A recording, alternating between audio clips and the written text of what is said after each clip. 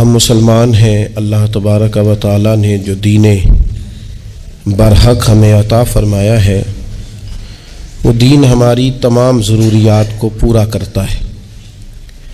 ہمیں یہ حکم دیا گیا ہے کہ ہم اللہ سے جب بھی مانگیں دنیا اور آخرت کی بھلائی مانگیں۔ ہمارے ہاں چونکہ ایک بڑا طبقہ ایسا ہوتا ہے الا ماشاء اللہ جس کو دنیاوی ضروریات پوری طرح گھیر لیتی ہیں اور دنیا داری کے مسائل ذہن پر دل پر پوری طرح حاوی ہو جاتے ہیں۔ ہر وقت تصور یہی رہتا ہے کہ کسی طریقے سے میری دنیا داری مضبوط ہو جائے، میری دنیا داری مکمل ہو جائے، میرے روزمرہ کے کام پختہ ہو جائیں۔ اس کا لازمی نتیجہ یہ نکلتا ہے کہ انسان دینی کاموں کو بھی معاذ اللہ دنیا کے لیے کرنا شروع کر دیتا ہے۔ کعبۃ اللہ میں جا کر بھی، بیت اللہ شریف کا طواف کر کے بھی، حجر اسود کے بوسے کے بعد بھی، مقام ابراہیم پر نفل پڑھنے کے بعد بھی، حتیٰ کہ نبی اکرم صلی اللہ علیہ وسلم کی بارگاہ عالی مرتبت کی حاضری کے دوران بھی الا ماشاء اللہ لوگ دنیا ہی مانگتے رہتے ہیں۔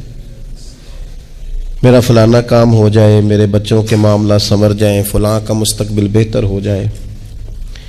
دنیا کی خیر اللہ سے مانگنا برا نہیں، لیکن صرف دنیا ہی مانگنا اور اپنی آخرت کو فراموش کر دینا۔ اللہ فرماتے ہیں والآخرۃ خیر وابقیٰ، آخرت تمہارے لیے بہتر بھی ہے اور ہمیشہ باقی رہنے والی بھی ہے۔ قرآن مجید نے سورہ بقرہ کے اندر قریش مکہ کی اس عادت کا ذکر کیا ہے۔ فرمایا جب وہ حج کرتے تو ان کا طریقہ یہ تھا کہ وَمِنَ النَّاسِ مَن يَقُولُ رَبَّنَا آتِنَا فِي الدُّنْيَا، ان میں سے کچھ لوگ یہ کہا کرتے تھے کہ یا اللہ ہمیں دنیا عطا کر دے، ہمیں دنیا دے دے۔ رب فرماتا ہے وَمَا لَهُ فِي الْآخِرَةِ مِنْ خَلَاقٍ، ان لوگوں کا آخرت میں کوئی حصہ نہیں۔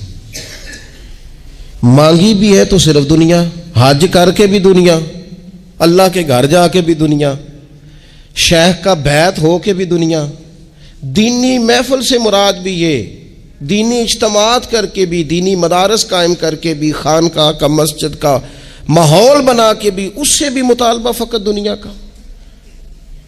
ان کفار کی اس عادت کو ذکر کر کے ہمیں سمجھایا گیا کہ جو فقط دنیا مانگتا ہے اس کا آخرت میں کوئی حصہ، اور فرمایا کچھ لوگ ایسے ہیں وَمِنْهُمْ مَنْ يَقُولُ رَبَّنَا آتِنَا فِي الدُّنْيَا حَسَنَةً، اچھا انہوں نے دنیا بھی مانگی تو صرف دنیا مانگی، حسنہ نہیں مانگی۔ اور یہاں فرمایا کچھ لوگ ایسے ہیں جو رب سے کہتے ہیں یا اللہ ہمیں دنیا میں بھی بھلائی عطا فرما، دنیا بھی دے تو حسنہ دینا، وہ دنیا دینا جو ہمارے دین کو تقویت دے، وہ دنیا دینا جو ہمارے اعمال حسنہ کو مضبوط کرے، دینی معاملات کو تقویت دے، دنیا بھی وہی عطا فرما۔ اور ساتھ کہتے ہیں وَفِي الْآخِرَةِ حَسَنَةً، یا اللہ ہمیں آخرت میں بھی بھلائی ہی عطا فرما، وَقِنَا عَذَابَ النَّارِ، اور ہمیں دوزخ کے عذاب سے بچا، اولئک لہم نصیب مما کسبوا، فرمایا ایسوں کو ان کی کمائی ہی ملے گی، جو انہوں نے کیا ہے وہ خوش نصیبی انہیں ضرور میسر آئے گی، چونکہ دنیا بھی مانگ رہے ہیں، آخرت بھی مانگ رہے ہیں۔ ہمیشہ کوئی بھی کام کریں کسی قسم کا بھی، اس میں یہ دیکھیں کہ کیا اس میں میرے لیے کوئی ذخیرہ آخرت بنے گا، کیا یہ کام میری قبر میں، حشر میں، قیامت میں میرے لیے کوئی فائدہ مند ہوگا۔ میں بڑے درد سے عرض کرتا ہوں بعض لوگ دینی کام کرتے ہیں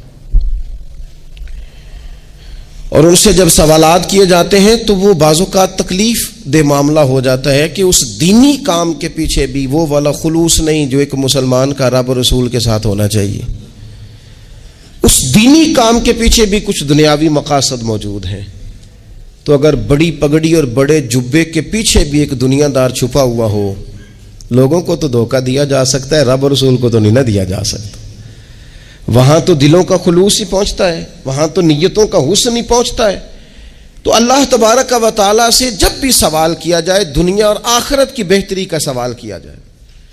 ایک لفظ ہے حدیث پاک میں جس کو عافیت کہتے ہیں، ترمذی شریف میں حضرت سیدنا عباس بن عبد المطلب رضی اللہ تعالیٰ عنہ آپ کی روایت موجود ہے، فرماتے ہیں میں نبی پاک صلی اللہ تعالی علیہ وسلم کی خدمت عالی مرتبت میں حاضر ہوا تو میں نے عرض کی یا رسول اللہ صلی اللہ تعالی علیہ وسلم، مجھے ایسی چیز بتائیں جو میں اپنے رب سے مانگوں۔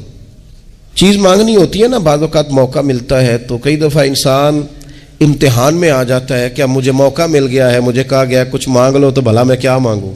حضرت عباس بن عبد المطلب رضی اللہ تعالیٰ عنہ نبی پاک علیہ السلام کے پیارے چچا جان ہیں، عرض گزار ہیں یا رسول اللہ صلی اللہ علیہ وسلم مجھے بتائیے میں اپنے رب سے مانگوں تو کیا مانگوں؟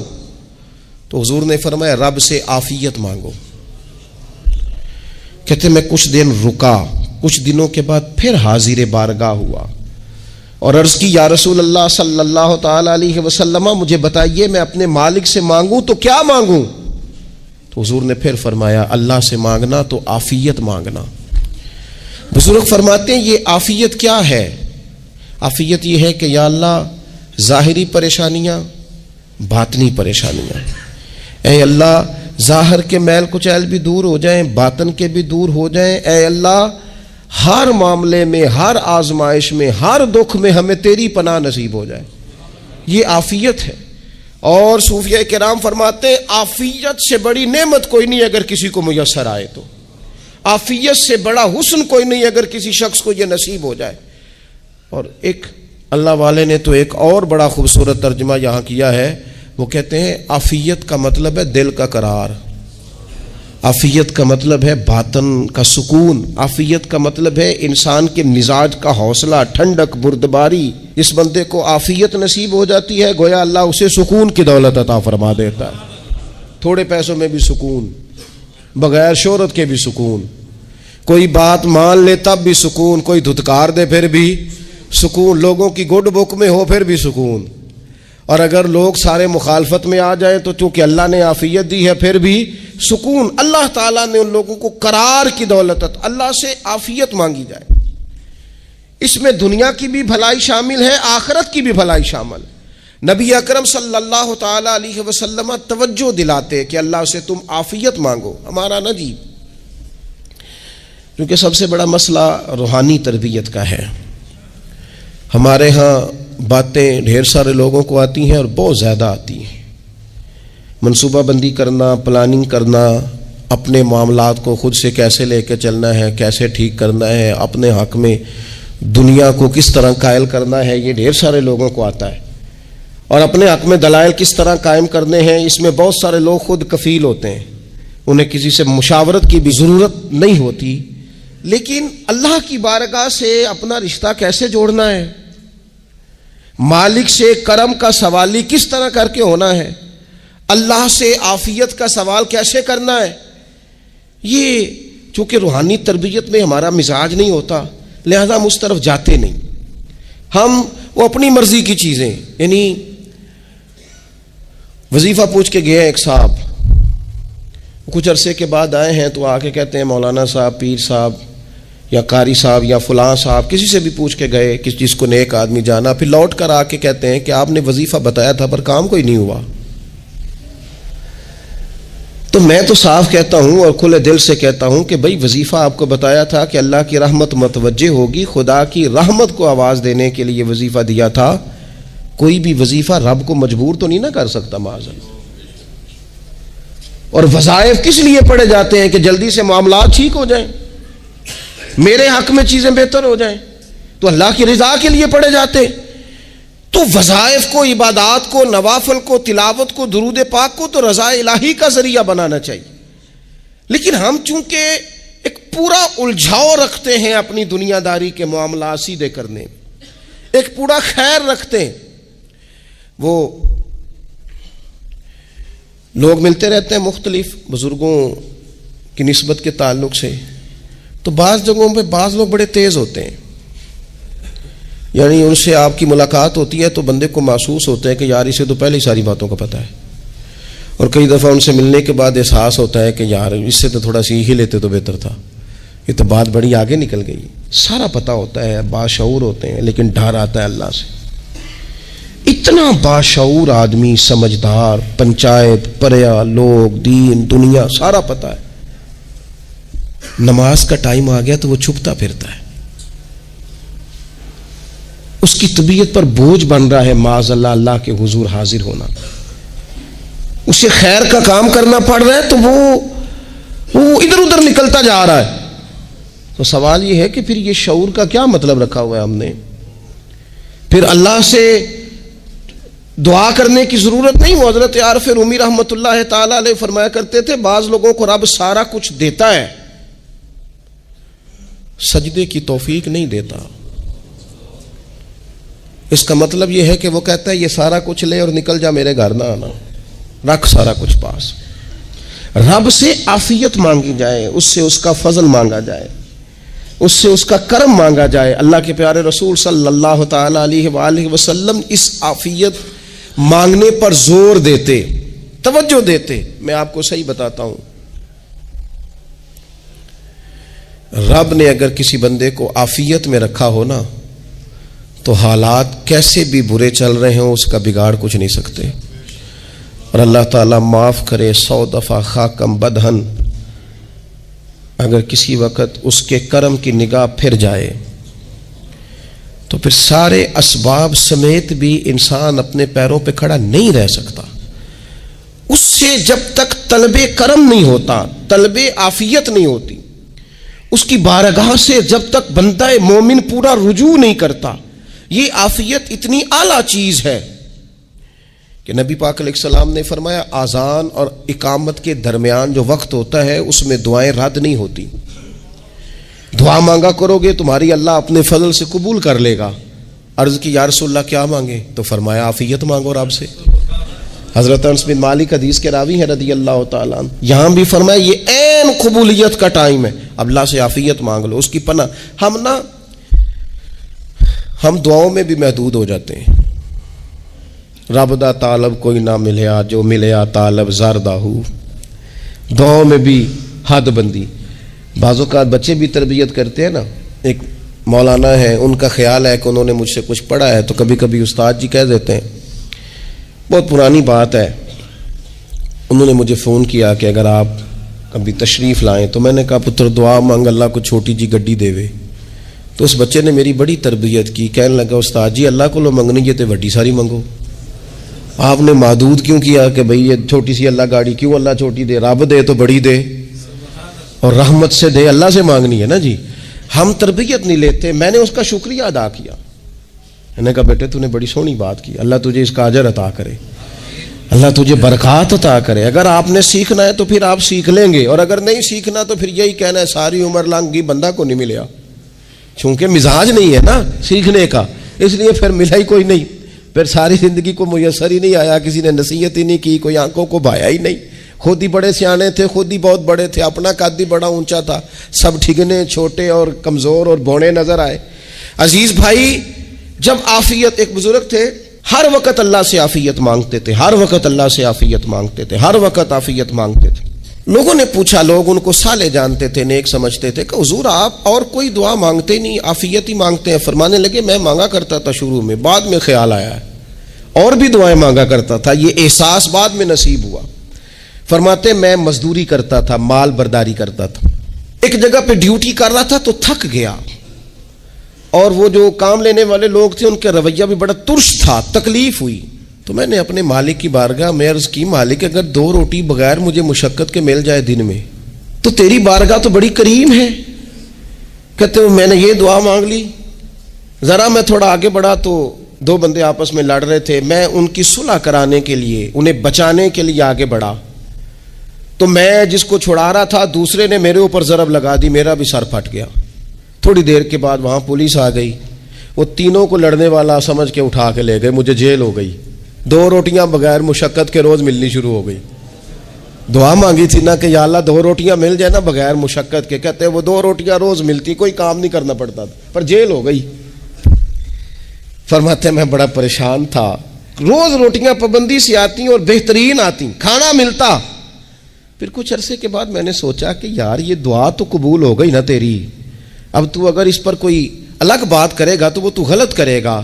کہتے پھر خود ہی میرے دل میں اللہ نے بات ڈالی اور میں نے عرض کی مالک 2 روٹیاں نہیں، مجھے تو عافیت چاہیے، مجھے تو عافیت دے، میرے اوپر تو کرم فرما، تو نظر رحمت کر.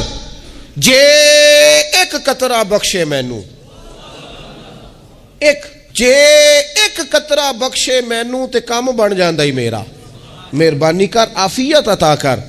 फरमाते फिर खुदा ने करम किया, कहाँ से असबाब बने मेरे जेल से छूटने के, कौन कौन मेरे ज़मानती बने अल्लाह ही जानता है। फरमाते हैं दरवाजे भी खुल गए, रिस्क भी मिलता है, सेहत भी मुयस्सर है, सजदा भी कर लेता हूँ, सवेरे तिलावत भी करता हूँ, शाम को मदीने वाले की बारगाह में राज के दुरूद व सलाम भी अर्ज करता हूँ, मैं मुमकिन होता है तो किसी गरीब की दाद रसी भी करता हूँ। अब समझ आई है, रब्बना आतिना फिद दुनिया हसनतम व फिल आखिरति हसनतम वकिना अज़ाबन नार।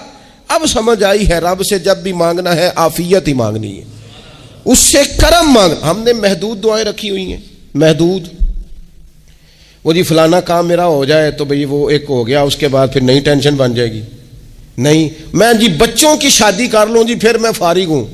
आप शादी करके देखें, लाग पता जाएगा कैसे फारिग होते हैं। आप यहाँ रुकते क्यों हैं? आप खुदा से आफियत क्यों नहीं तलब करते? उसकी बारगाह से वो क्यों नहीं मांगते कि जो एक कतरा मिले तो दुनिया और आखिरत के सारे काम हो जाए? उससे उसकी रहमत का सवाल करे, उससे उसके करम का सवाल करे। अल्लाह की बारगाह में भी हाजिर होना और जची तुली और जनाब नाप तोल कर और महदूद चीज़ों का सवाल करना, मालिक से मांगे। और वो जब देता है तो देता भी बेहिसाब ही है। वो जब अता करता है तो करम के दरवाजे खोल के अता करता है, वरना तो एक उलझन से इंसान निकलता है, दूसरी में उलझ जाता है। एक गुत्थी को सुलझाता है, फिर इकबाल रो पड़े थे, कहने लगे मैं अकल की गुत्थियां सुलझा चुका हूं, या रब मुझे साहिबे जुनू कर दे। अल्लाह ये बड़ा मैंने हेर फेर देख लिया, मुझे दीवाना बना, अब मुझे जुनून हो, अब मैं किसी के लिए रोया करूं, अब मैं किसी की याद में तड़पा करूं, अब मैं रात किसी के लिए मेरी आंखें बेदार रहे। ये बड़ी हो गई दुनियादारी, अकल की गुत्थी हालांकि नहीं सुलझती, पर इकबाल कहते हैं अकल की गुत्थियां सुलझा चुका हूं, या रब मुझे साहिबे जुनू कर दे। और फिर कहने लगे बुझी इश्क की आग अंधेर है, अब ये मुसलमान नहीं ये खाक का ढेर है, तो मिट्टी बन के रह गया। क्या कहाँ अपनी सारी तवज्जुहात का किबला किस चीज को? मेरे अजीजों, अल्लाह से आफियत। नबी पाक अलैहिस्सलातु सलाम ने एक शख्स से पूछा क्या दुआ मांग रहे हो? तो उसने कहा या रसूल अल्लाह मैं अल्लाह की बारगाह में सब्र का सवाल कर रहा हूं। तो हुजूर फरमाने लगे सब्र तो मुसीबत पर होता है। या रसूल अल्लाह फिर क्या मांगू? आप इन जुमलों और लफ्जों की गहराई को समझें, सब्र के लिए तो पहले मुसीबत आएगी फिर सब्र आएगा। तो या रसूल अल्लाह क्या मांगू? फरमाया तू रब से आफियत मांग। माना क्या है? मुसीबत आए क्यों? अल्लाह तुझे अपनी हिफाजत के हिसार में ले ले।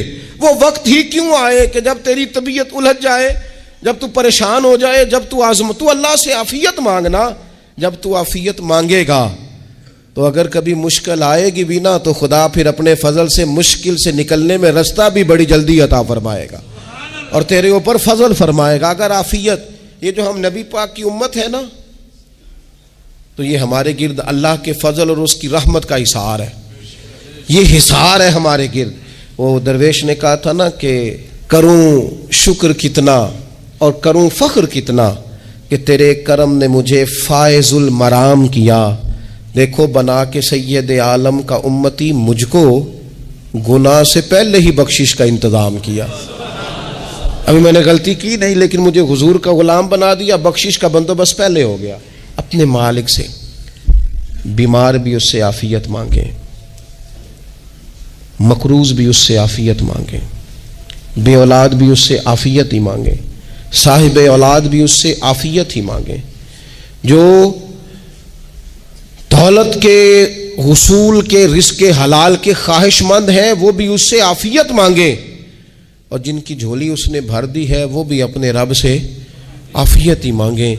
मालिक से जब सवाल करें, एक बुजुर्ग थे उन्होंने तो अपनी अंगूठी में लिखवा लिया था कि या अल्लाह मुझे आफियत अता फरमा, मगर तो जब भी देखता हूँ याद आ जाता है कि अल्लाह से आफियत मांगनी। अपने मालिक की बारगाह के अंदर देखो,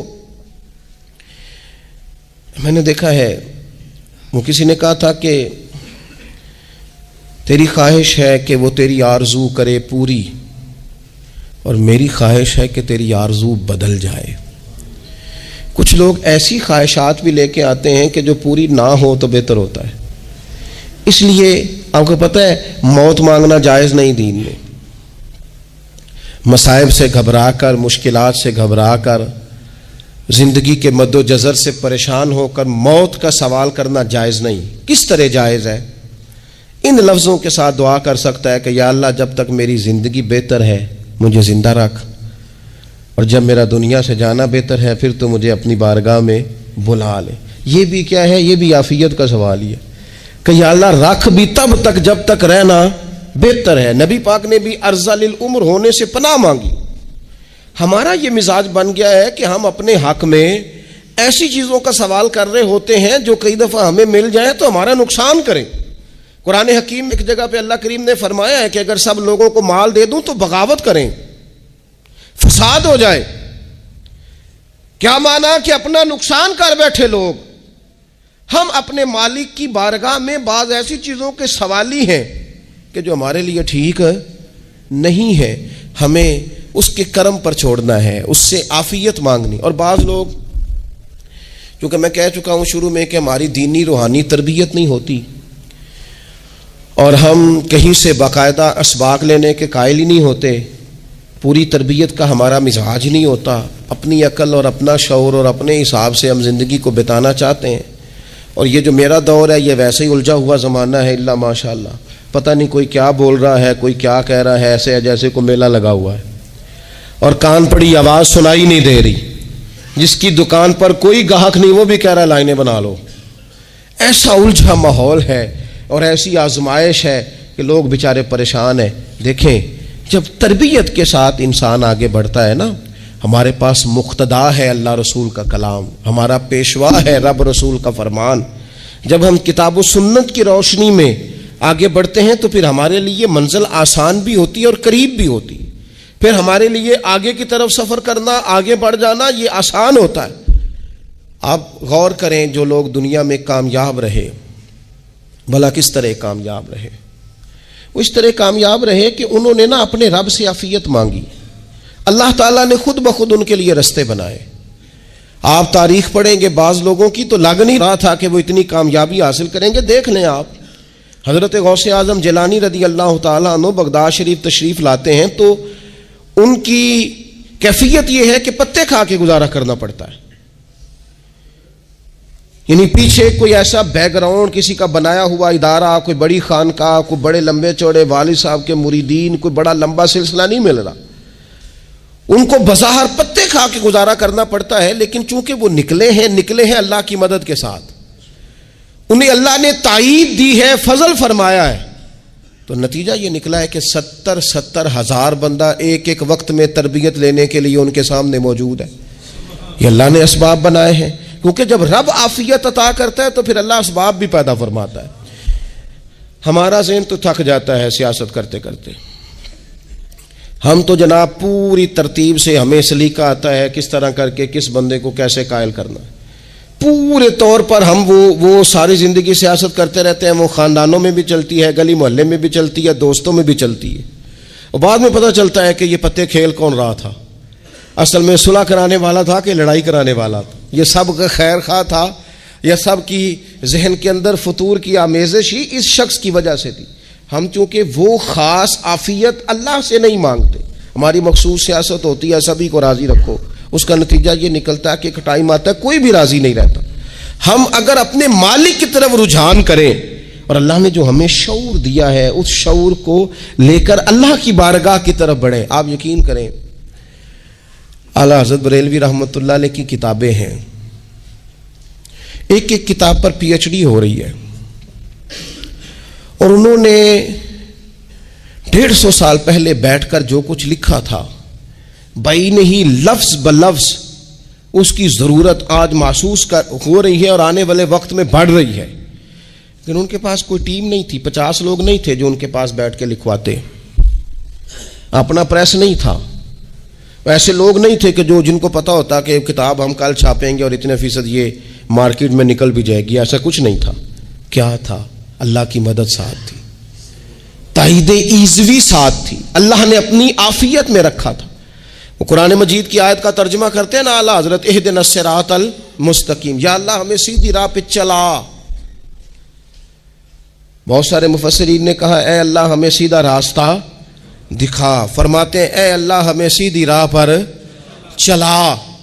تو کسی نے کہا حضور یہ چلا اور دکھا میں کیا فرق ہے؟ فرمانے لگے دکھانے کا مطلب یہ ہوتا ہے کہ کسی نے پوچھا میں نے گجرانوالہ جانا ہے تو دکھانا یہ ہے کہ اسے کہا یہاں سے باہر نکلو, روڈ پہ چڑھ جاؤ, سیدھے جاؤ گے, ایک پول آئے گا اسے کراس کرنا, نیچے اترنا, وہاں سے شہر شروع ہو جائے گا. پھر اس نے اگر کوئی اندرونی جگہ شہر کی پوچھ لی تو اس کو کہا کہ رائٹ ہو جانا, پھر لیفٹ ہو جانا, پھر آگے کسی سے مزید. یہ ہے راستہ دکھانا اور ایک ہے چلانا.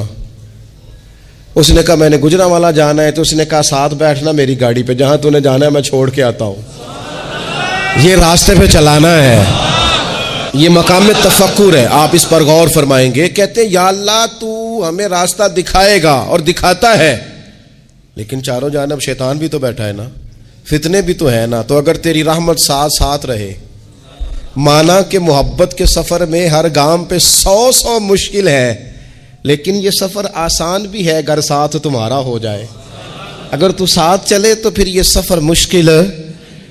وہ ہارون رشید نا اپنے محل کی چھت پہ ٹہل رہا تھا, سب سے اوپر والے چوارے پر. نیچے سے حضرت بہلول دانا گزر رہے تھے, اوپر اس کے ساتھ سپاہی بھی تھے, گن مین بھی تھے. اس نے کہا یہ بابا تو ذرا اوپر اٹھاؤ.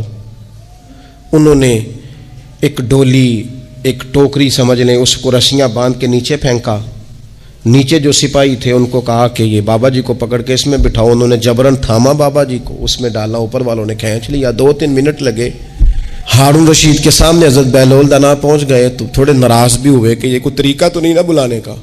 ملاقات ہوئی تو کہا کیوں بلایا؟ کہنے لگا ایک مسئلہ پوچھنا تھا. فرمانے لگے بادشاہ ہے نا, تیرے مسئلے پوچھنے کا بھی اپنا ہی انداز ہے, پوچھ مسئلہ. کہنے لگا بابا پوچھنا تھا کہ آپ اللہ تک کیسے پہنچے؟